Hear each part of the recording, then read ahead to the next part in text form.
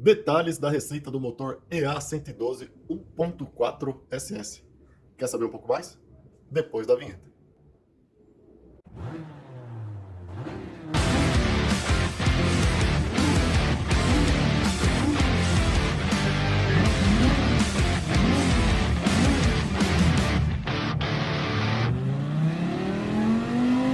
Bom, pessoal, estamos começando aqui, então, mais um vídeo, mais uma playlist falando sobre a montagem desse motor EA112 1.4 SS, ok? Então, só que nesse vídeo aqui, nessa playlist aqui, eu vou procurar ser um pouquinho mais detalhista. Confesso para vocês que nos outros vídeos, pelo fato da gente estar entusiasmado em querer fazer o motor funcionar logo, será que vai funcionar bem, será que não vai, como é que vai ser? Então a gente acaba pulando determinados detalhes que depois a gente até assistindo o vídeo lá, fala, puxa vida, eu esqueci de estar falando esse detalhe, esqueci de estar falando aquele. Então, nessa playlist aqui, a gente vai fazer a montagem só do motor, tá? Praticamente a parte de baixo e o cabeçote, porque a montagem final desse motor no carro, quem vai fazer é o Adriano mesmo. Ele que vai fazer lá na casa dele e tal. Então, ele quer ter esse prazer dele mesmo montar o motor no carro. Mas a parte interna e a parte do cabeçote, toda essa preparação, toda essa usinagem também que tem que ser feito, isso aí que a gente vai fazer.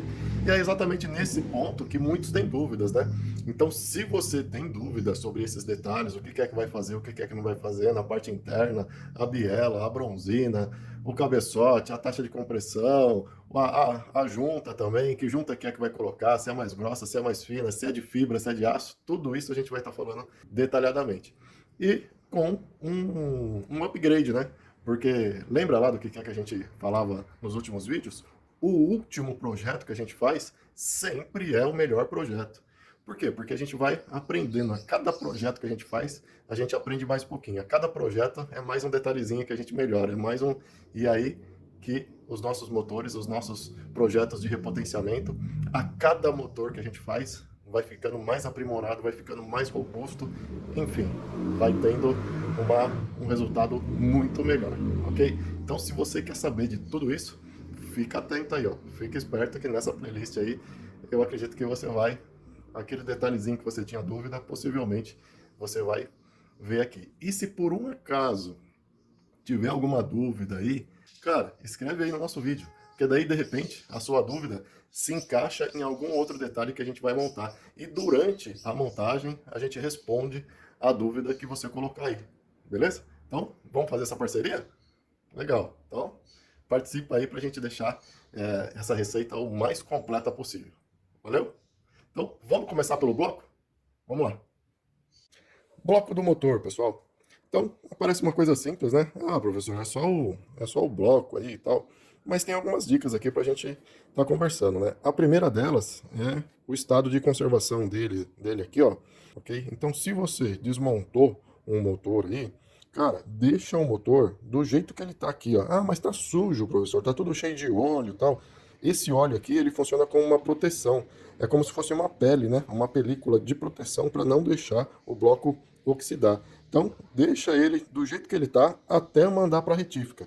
A retífica lá que depois vai fazer o banho químico, a limpeza, tudo direitinho. Mas enquanto não fizer isso, enquanto você não fizer a pintura dele, o acabamento do jeito que tem que ser feito, deixa ele sujo mesmo, com essa camada de óleo lubrificante nele, ok? E aí, pessoal, ó, o bloco aqui, ó, né? Na verdade, esse bloco aqui, a gente tem algumas diferenças, né, que eu tenho percebido aí.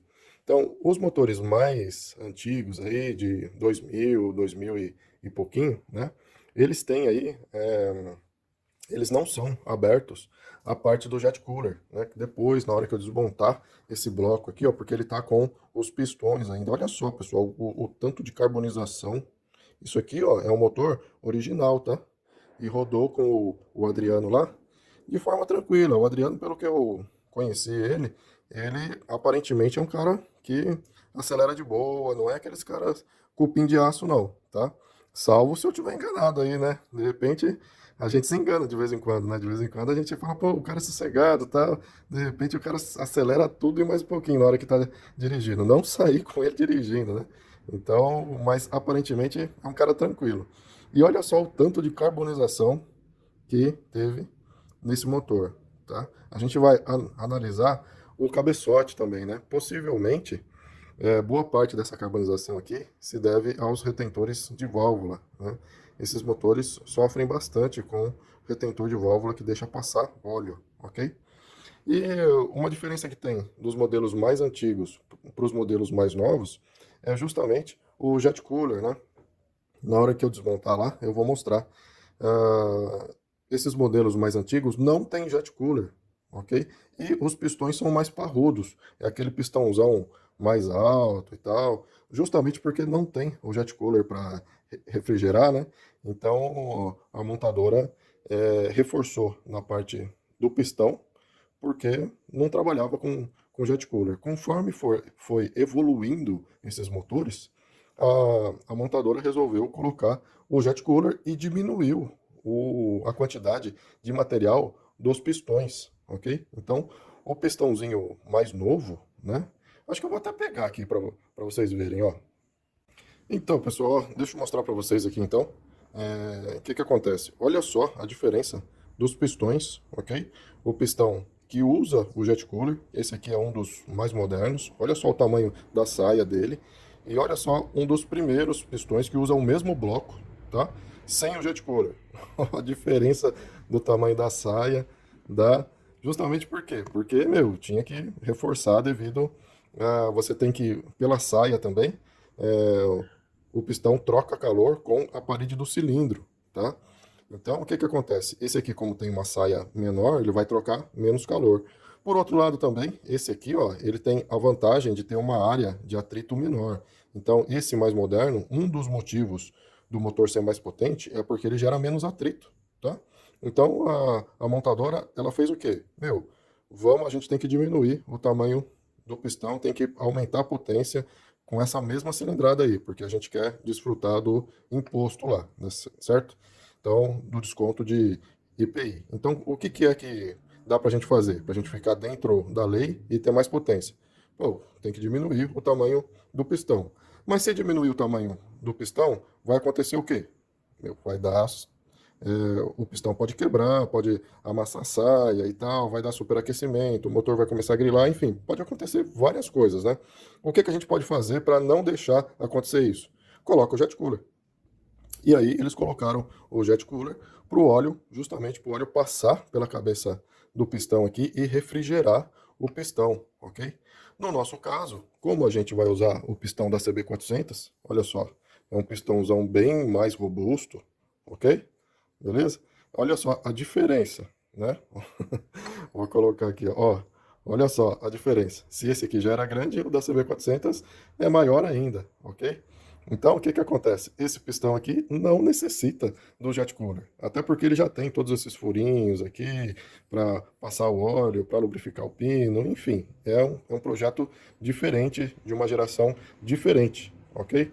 Então, nesse caso nosso aqui, da nossa receita EA112, com pistão de CB400, a gente não precisa de jet cooler. Pode ser que em alguma outra receita aí, 1.5, 1.6, dependendo do pistão que a gente vai usar, de repente a gente tem até que voltar a colocar o jet cooler nos blocos, tá? É uma situação também diferenciada, ok?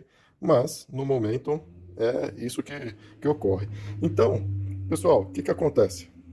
Falando sobre o bloco, né? O bloco, pessoal, você pode ter aí no seu motor o bloco 1.0 na versão 2000, 2001, ele vem sem o jet cooler, ok? Ele vem fechado, 1999, tá? São aqueles primeiros Gols G3 com motor AT. E até aquele, o motorzinho AT mesmo, né?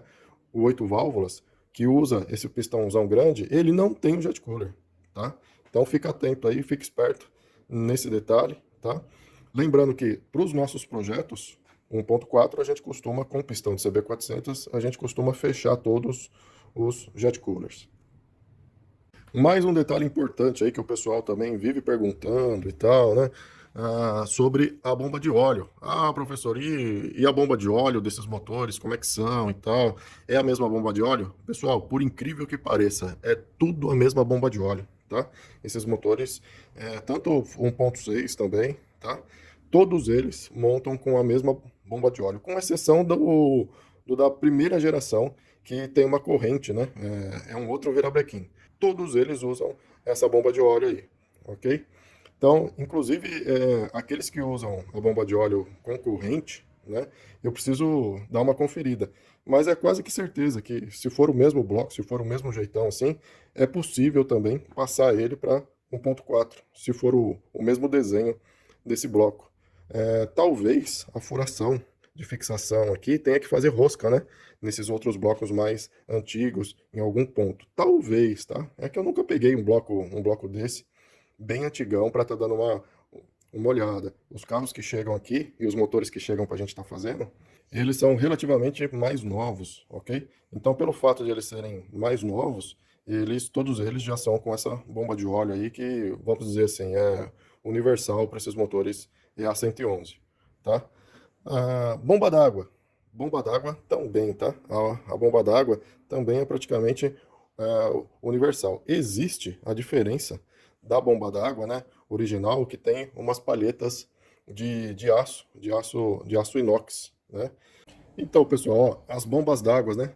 Até peguei aqui, pessoal, ó, duas bombas d'água usadas aqui. Eu tenho mania de estar guardando essas peças aqui, porque são peças que não deram problema, tá? A gente trocou por precaução. Às vezes o cliente quer que a gente troca. Ah, não, troca para mim, coloca tudo novo pra gente, para não ter falha e tal, e a gente acaba trocando. E aí vocês já estão percebendo aí, ó, a diferença, né? Ó, essa aqui, pessoal, essa com esse rotor metálico aqui, é a bomba d'água original. Pelo menos é a que estava montada no meu carro quando eu comprei ele zero. Lembrando que, né, eu peguei esse carro zero e eu fiz a troca da primeira bomba d'água dele. E a bomba d'água veio com esse rotor aqui, ó, né, metálico, né? Agora, as bombas mais modernas, assim, ó, essa aqui é uma SKF, ok? Que tem o rotor de plástico, né? É difícil, possivelmente vocês vão perguntar aí, professor, qual que é melhor, né? A com rotor de aço ou a com rotor de plástico? Cara, eu gostaria de saber também, né? Pegar numa bancada de teste, né?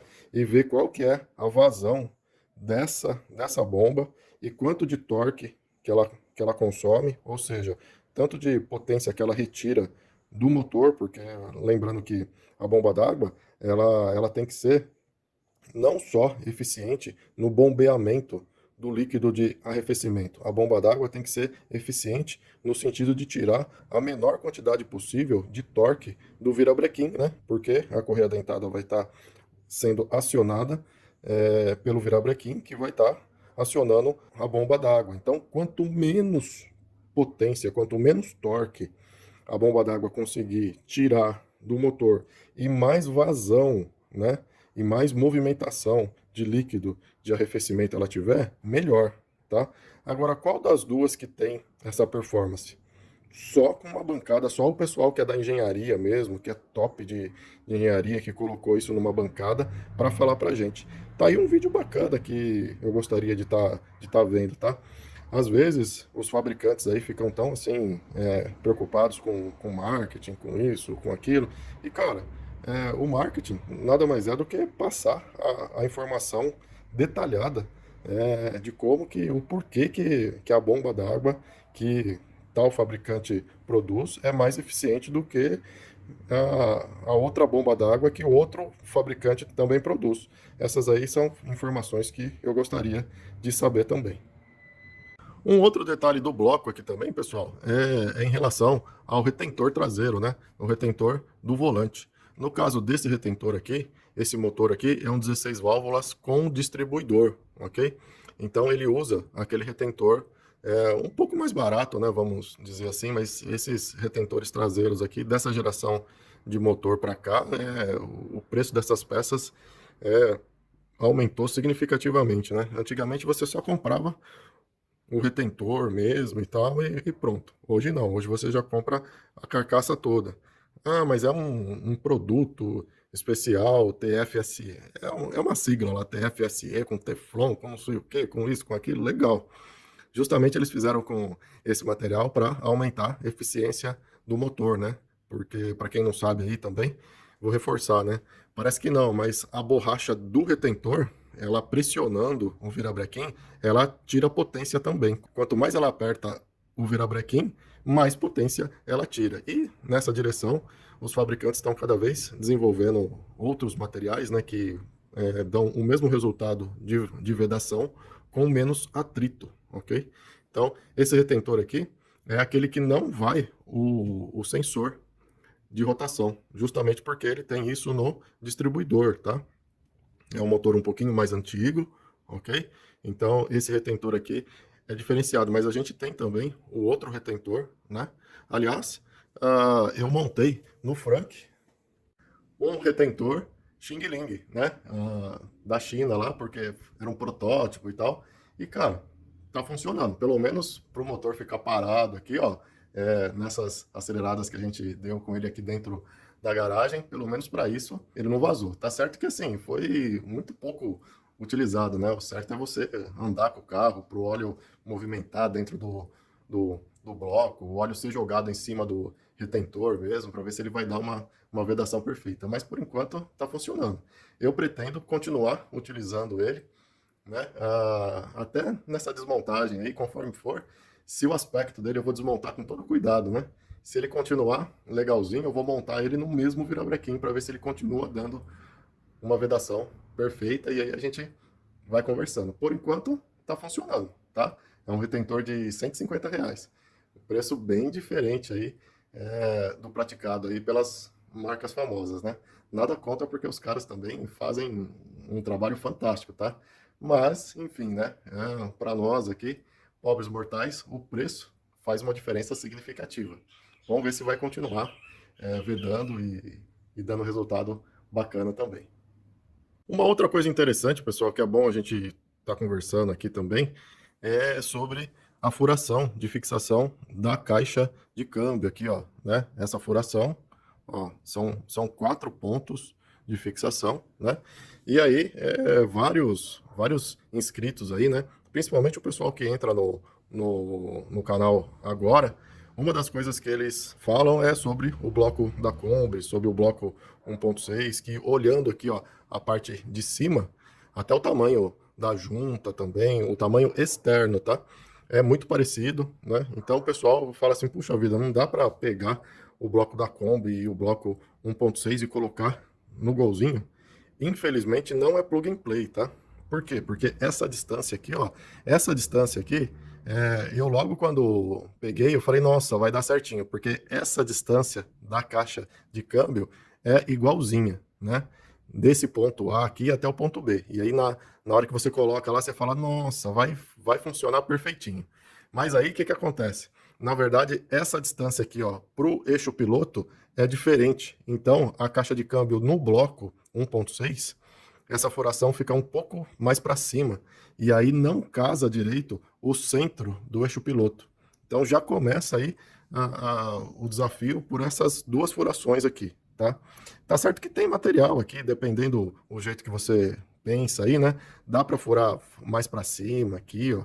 Dá para furar mais para baixo, dá para fazer solda. Enfim, para quem quer fazer, não vai ficar travado por causa desse detalhe. Uma outra coisa também são essas duas furações aqui, ó. Essas duas também não casam, tá?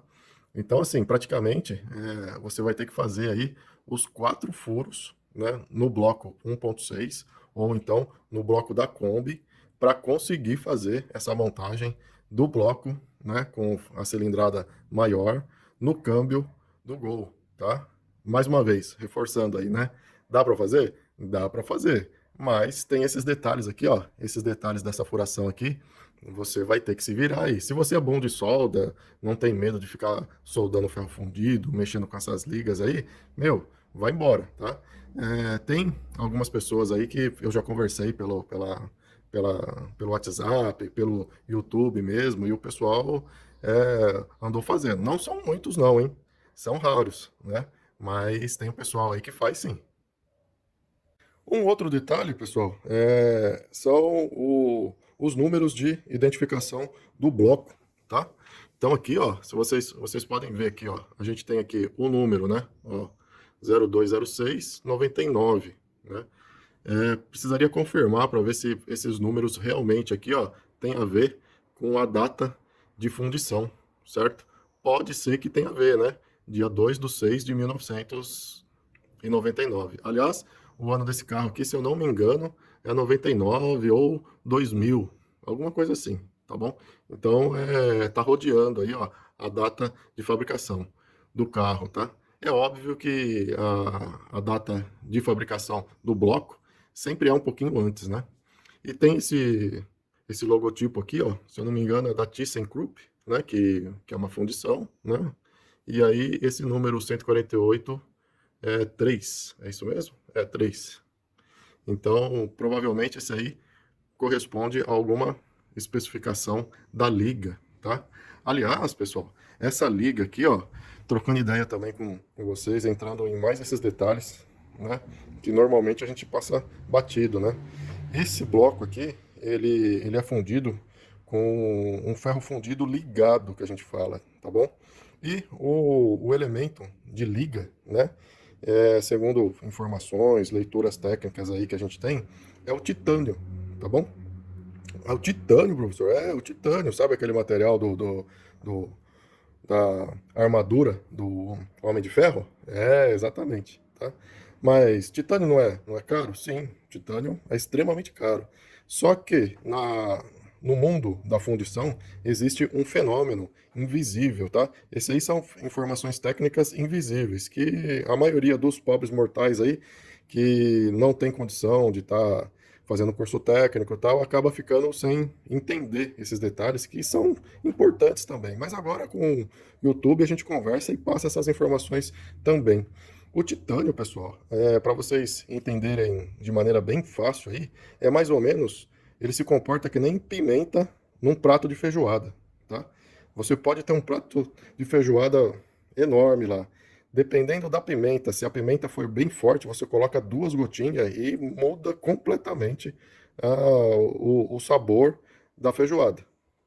Alguns aí que não gostam de pimenta, conforme for, não vai conseguir nem comer mais aquele prato de feijoada, né?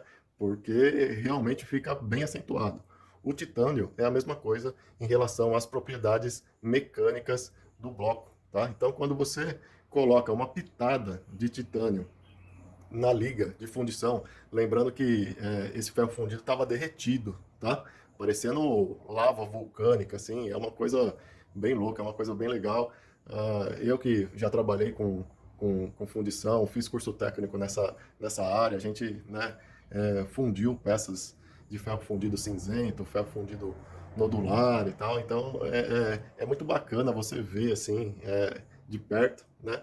E ter essa chance de conseguir entender. E agora vocês também aí, desse outro lado aí, também estão tendo essa chance, não tão assim, ao vivo e a cores do jeito que eu gostaria de estar passando para todos vocês, né? Mas acreditem, uma pitadinha de titânio muda completamente as características desse bloco. E sabe qual que é a prova disso? Aí, pessoal, a prova disso é o Frank, tá?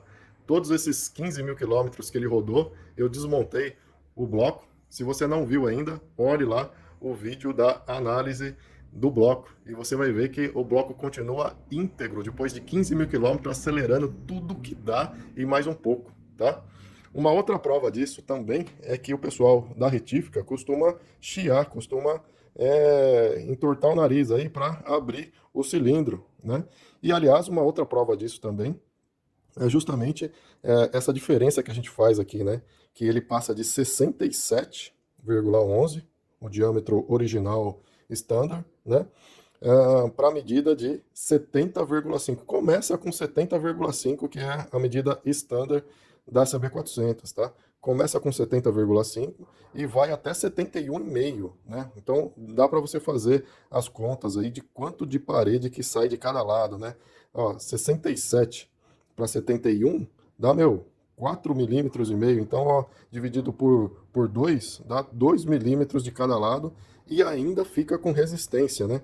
Então, em outros blocos aí, provavelmente, se a gente fizesse isso e o bloco não fosse de um ferro fundido ligado, a probabilidade de dar falha aumentaria, né? Então, fiquem atentos nesse detalhe também da liga do bloco, que é muito importante também. Por isso que esses motores, por isso que esses projetos que a gente está fazendo aí de repotenciamento para 1.4, esse é mais um dos motivos que fez dar certo, ok? Viram aí, pessoal, quantos detalhes que a gente tem só do bloco, hein? A gente só conversou sobre o bloco por enquanto, hein? E eu desconfio que alguma coisinha acaba escapando também, que a gente esquece de falar. Se você percebeu algum detalhe, ou se você tem aí alguma curiosidade sobre o bloco desse motor, coloca pra gente aí. E aí a gente vai conversando e tal, quem sabe, nos próximos vídeos a gente pega a sua informação ou a sua pergunta, soma com mais o que a gente já falou aqui, e essa receita EA112 1.4 SS vai ficando cada vez mais completa, cada vez mais recheada, cada vez mais saborosa e dando alegria e diversão para todos os nossos amigos aí, né, que são apaixonados por esse golzinho aí, ó, o G2, G3, G4, o quadrado, enfim, todo o pessoal que é fã dessa linha possa estar desfrutando do benefício dessas informações, ok? Pessoal, confesso para vocês também que eu tinha planejado aqui, ó, um vídeo falando sobre os outros componentes, né? Virabrequim, pistão, anéis, biela e tal. Eu ia falar sobre tudo isso nesse vídeo. Mas aí eu falei, puxa vida, vai ser mais um vídeo daqueles que a gente passa por cima de todos esses detalhes e aí o pessoal fica com dúvida querendo saber mais. Então, esse vídeo vai ficando por aqui. Ficou um vídeo específico sobre o bloco do projeto do EA112 1.4 SS, ok? Então, por que é que a gente faz tudo isso mesmo? Exatamente, a vida fica muito mais divertida quando você, ó, conhece todos os detalhes do bloco do seu motor, os limites dele, né? E aí você consegue explorar ao máximo os projetos que você quer fazer, inclusive o projeto de repotenciamento aí. Quem sabe, com todas essas informações aí, você mesmo possa estar fazendo isso aí no seu motor, no seu carro e sair se divertindo com ele pela cidade. Valeu? Até mais então. Ah, pessoal, deixa eu dar uma dica aqui, ó, no finalzinho desse vídeo. Se você ficou aqui até o final desse vídeo, eu vou dar uma dica especial para vocês aí. Uma coisa simples, mas que de repente pode te ajudar bastante se você quer fazer esse projeto, mas não quer ficar sem carro, né? Que é o que o Adriano fez. O Adriano, ele comprou um outro motor, com nota fiscal, tal, 0 km, tá? O Adriano gosta muito do carro dele, é apaixonado pelo carro, né? E o carro dele a gente brincou, né? Que é quase um pet da, da casa dele. E ele comprou um outro motor, né? E colocou no carro, né? Tudo certinho, né? E tá rodando com esse carro. Obviamente que comprar um motor novo, né? Não é barato, principalmente do jeito que o Adriano fez, né? 0 km, tudo certinho. Mas a gente sabe que hoje em dia, esses motores a gente encontra com nota fiscal, tudo certinho, nos desmanches, né? Que dá para utilizar, dá para rodar também. Então fica essa dica aí. Se você não quer ficar sem carro e quer fazer o projeto de repotenciamento no seu carro, de duas uma. Ou você compra um motor no desmanche e vai trabalhando com ele, vai deixando ele do jeito que você quer, 1.4, quando estiver pronto, você vai lá e coloca no seu carro. Ou então, você compra um motor no desmanche também, que esteja funcionando, conforme for, até dar uma revisada nele original mesmo, coloca ele para rodar no seu carro, tira o motor do seu carro, faz o projeto de repotenciamento no seu motor original e depois que tiver tudo prontinho, depois que tiver tudo certo, você tira um motor e coloca o outro. O que vocês acham dessa ideia? Bacana, né? Então, fica aí a dica. E vou aproveitar, se você gostou dessa dica aí, ó, antes de terminar o vídeo, cara, dá um like aí, dá um like, se inscreve aí no nosso canal, compartilha, fala, oh, agora o professor vai contar todos os detalhes, todos os segredos da receita EA112. E a gente, entre aspas aí, ó, não vai precisar pagar a consultoria. Lembrando que quem quiser tratamento VIP, a consultoria continua. Beleza?